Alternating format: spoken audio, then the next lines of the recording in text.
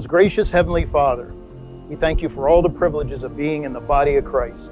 We have come together to witness the miracle of your love and the power of your Spirit, working in the lives of Mario and Alexis.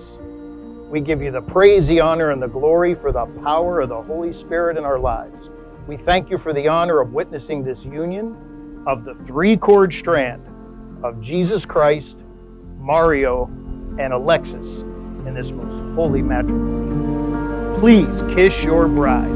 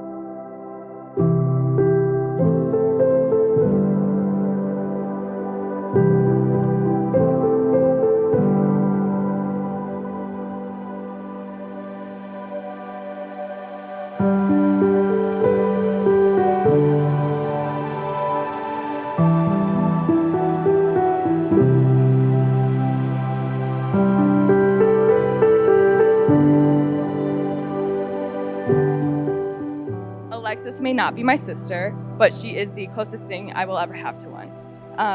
Alexis, I love you so much. Congratulations to you and Mario. And I am so blessed to have you as a sister and a sister in Christ. I love you two so much, and I cannot wait to see you raise your family.